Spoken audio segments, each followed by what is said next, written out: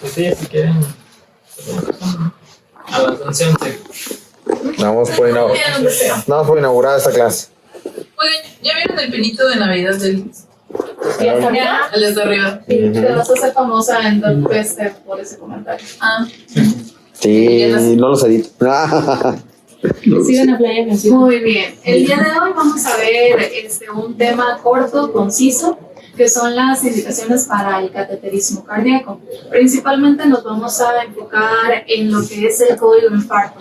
Vamos a tener lo que es la presentación de un dolor probablemente de origen coronario y vamos a abordar a nuestro paciente. Vamos a hacer la realización de un electrocardiograma dentro de los primeros 10 minutos después del primer contacto médico con un examen físico, una historia clínica, los signos vitales y la toma de laboratorios. Una vez teniendo el resultado de nuestro electrocardiograma, podemos tener elevación del segmento ST, podemos tener patrones de alto riesgo o podemos no tener elevación del segmento ST. Una vez teniendo estos factores, vamos a encontrar que con una elevación del segmento ST tenemos tres opciones. Dar una terapia fibrinolítica, dar una terapia de ICP primario o dar una terapia farmacoasistida, que sería la fibrinólisis y posterior ICP. Con los electros de alto riesgo vamos a podernos ir a una ICP primaria o vamos a tener el tiempo de abordarnos siempre y cuando no estén hemodinámicamente inestables. Y con los pacientes con este patrón sin elevación del segmento ST los vamos a estratificar para ver si son de muy alto riesgo o de alto riesgo para la realización de una ICP. Para mayores estudios vamos a utilizar lo que son la angiografía, el eco, la imagen intravascular y los procedimientos no invasivos como serían la monitorización de los patrones electrocardiográficos y los niveles de troponinas en sangre. Una vez teniendo una elevación del segmento ST, la nueva guía 2023 nos marca que es recomendado una ICP en todos los pacientes con elevación persistente o equivalente y los síntomas de isquemia siempre y cuando los pacientes sean menores de 12 horas con un nivel de evidencia 1A. También es recomendada antes de la terapia fibrinolítica en caso de estar disponible en menos de 120 minutos. Si nuestra unidad se encuentra a más de 120 minutos de distancia, es recomendable primero una fibrinólisis para posterior la referencia para una ICP. Si no está disponible dentro de esto, la fibrinólisis está recomendada dentro de las primeras 12 horas para la realización de una ICP de rescate o una ICP farmacoasistida en el momento que sea disponible. Y la ICP de rescate para la fibrinólisis fallida o en caso de inestabilidad eléctrica o hemodinámica. Todos estos tienen un nivel de evidencia 1A. El primero que pasa a ser nivel de evidencia 1C es en presencia de angina o inestabilidad hemodinámica en pacientes con más de 12 horas y marcan las guías que hasta dentro de las primeras 24 horas del suceso. En la estrategia invasiva sin elevación del segmento ST vamos a tener los criterios de alto riesgo en angina inestable o un procedimiento electivo en pacientes sin angina de alto riesgo. Los pacientes que tengan factores de riesgo de muy alto riesgo, deben de pasar a una ICP antes de las 2 horas del suceso. Los factores de riesgo son el choque cardiogénico, inestabilidad hemodinámica, inestabilidad eléctrica, dolor precordial persistente, complicaciones mecánicas del infarto agudo del miocardio, falla cardíaca aguda y los cambios dinámicos en el segmento ST o en la onda T. Vamos a tener al paciente con un dolor probablemente de origen cardíaco. Vamos a hacer la realización de un electrocardiograma. Si nos tienen un electrocardiograma con elevación del segmento ST, es recomendable la ICP dentro de los primeros 120 minutos. Si no, debemos de realizar la fibrinólisis dentro de las primeras 12 horas para posterior una ICP. Si no tenemos elevación del segmento ST, tenemos que verificar cuáles son los factores de muy alto riesgo, los cuales son inestabilidad hemodinámica, choque cardiogénico, angina recurrente, a pesar del tratamiento médico, falla cardíaca aguda, las arritmias, las complicaciones mecánicas y los cambios mecánicos del segmento ST sugestivos de isquemia. Los factores, esos deben de tener una ICP dentro de las primeras 2 horas. Los factores de alto riesgo es un infarto sin elevación del segmento ST corroborado con un Grace mayor de 140 y una elevación transitoria del segmento ST o cambios dinámicos del segmento ST. Estos necesitan una ICP temprana dentro de las primeras 24 horas del suceso con un nivel de evidencia 2A. Y ya los pacientes que no nos cumplan ninguno de estos criterios, vamos a tener otras estrategias para continuar por consulta externa o por vía de hospitalización. En la guía del 2017 al 2023 hubo un cambio. Anteriormente se recomendaba con nivel de evidencia 1A todos estos factores que ya les dije, que son el Grace arriba de 140, los cambios dinámicos del segmento ST, los cambios dinámicos de la onda T y los trazos electrocardiográficos de alto riesgo, y actualmente se considera como un nivel de evidencia 2AA. La terapia farmacológica pre-ICP no se encuentra en la guía 2023, está en la guía del 2017. Vamos a encontrar que tenemos que dar hasta una dosis de carga de 150 a 300 miligramos vía oral o 75 a 250 si la vía oral no es posible, seguida de las dosis de mantenimiento de 75 a 100 miligramos al día. Clopidogrel, una dosis de carga de 600 miligramos vía oral, seguida de una dosis de mantenimiento de 75 miligramos por día. El Prasugel, carga de 60 miligramos vía oral, manteniendo 10 miligramos por día por peso corporal en pacientes menores de 60 kilogramos.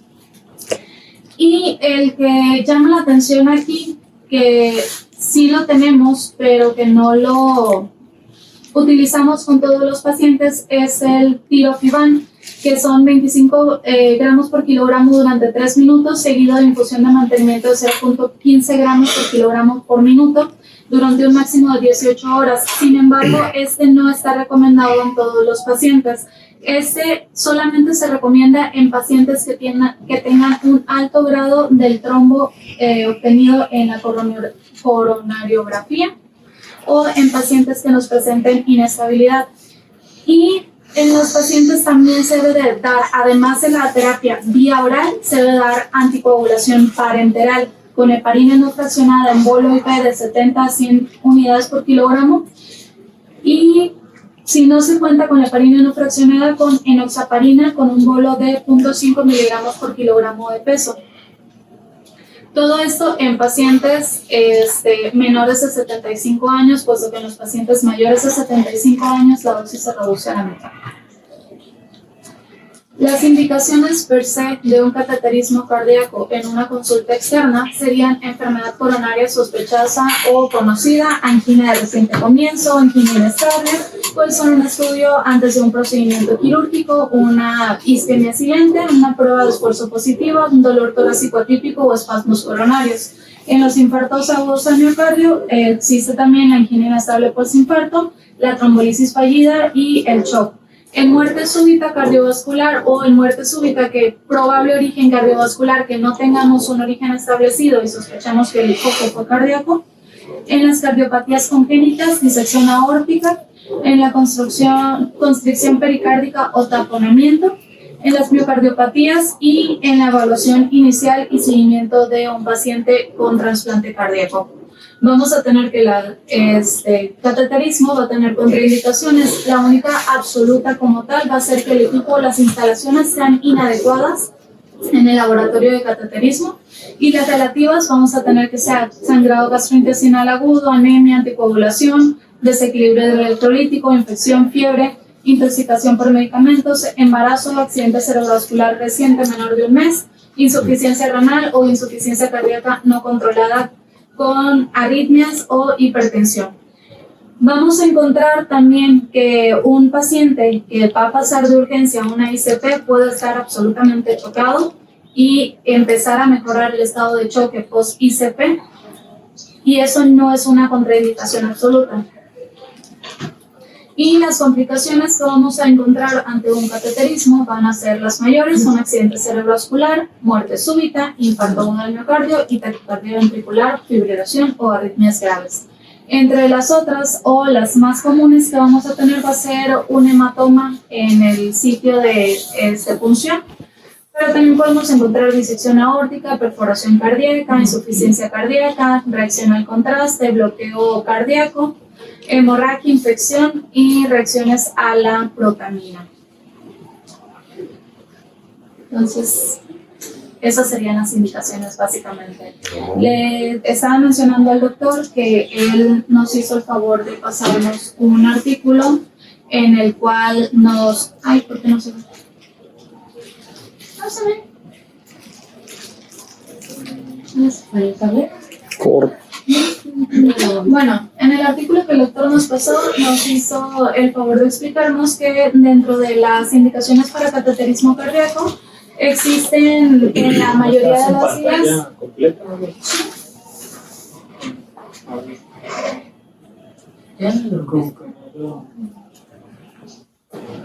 En la mayoría de las guías nos va a marcar que un paciente se recomienda una ICP dentro de las 12 a 24 horas del suceso. Sin embargo, se han realizado estudios en los que se ha demostrado que hasta menos de 48 horas o más de 24 horas es recomendable o es de mejor pronóstico para los pacientes la realización de una ICP. No quiso.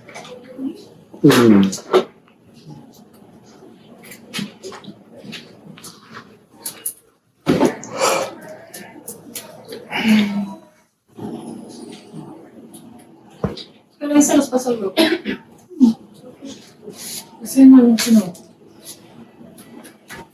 Bravo, ahí está, eso. Eso es tiempo.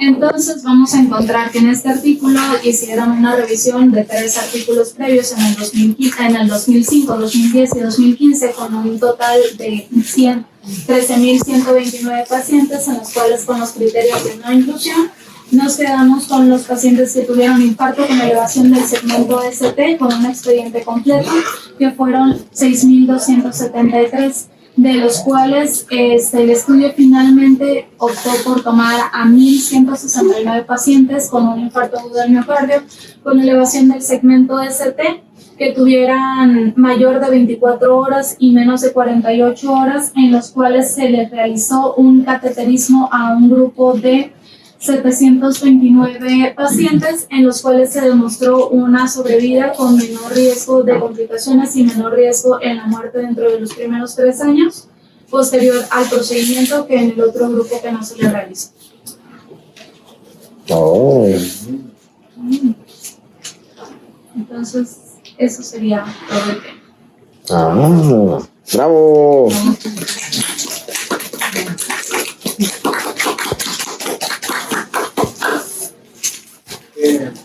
¿Alguien tiene alguna duda? Entonces, ¿qué? El señor de la 3 sí lo habíamos pasado, ¿qué? ¿O no? Al de ayer, a Benjamín. Era dudoso. Él estaba dudoso. Incluso el diagnóstico de infarto como que no hacía cambios del electro. Pero bueno, ¿qué es? Son claras, ¿no? Cuando es menos de, bueno, la elevación del ST, menos de 12 horas es el mejor beneficio para tu paciente, entonces ese es tu meta. Después de 12 horas, todavía se puede alcanzar algún beneficio a largo plazo, ¿no? Es lo que mostraba el artículo, más de las 24 horas. Sin embargo, ya los beneficios son mínimos, ¿no? Son más marginales. Siempre hay que buscar los datos de alarma. Si tu paciente todavía tiene angina, es porque todavía hay miocardiograma, ¿no? Cuando ya se muere todo el tejido, ya se perdió toda esa viabilidad, deja de doler, entonces el paciente ya no va a tener angina, ¿sí? Buscar si está falla cardíaca, arritmias, chocado, todo eso, pues son indicaciones que todavía se puede beneficiar tu paciente, ¿no? Después de las 48 horas sí está contraindicado, ¿no? Los estudios mostraban que los metían al cateterismo y había más riesgos de complicaciones, ¿sí? El daño de perfusiones es mayor, el trombo ya está más formado y es menos probable que sea beneficioso, ¿no? El cateterismo, y si nomás por meterlo, pues no tiene indicación. Y pues bueno, sí es corto el tema, lo ven, no sé si tengan alguna duda, ¿no? Siempre recuerden bien su tratamiento adyuvante. Depende mucho el grado del éxito de la ICP, que esté bien antiagregado, ¿no? Si no vas a tener complicaciones, te va a trombosar el esteno. ¿La vía de acceso la elige la hemodinamista o es por una razón? Creo que son radiales o A ver, de preferencia ya se utiliza el radial por el riesgo de complicaciones. Es mucho menor que el femoral, ¿no? El femoral, pues sí es una vía muy útil porque es un acceso más rápido, y técnicamente es más fácil hacer una coronariografía por acceso femoral. Los catéteres están diseñados para enclavarse pues en los ósteos por vía femoral, ¿no? Entonces es más rápido y todo.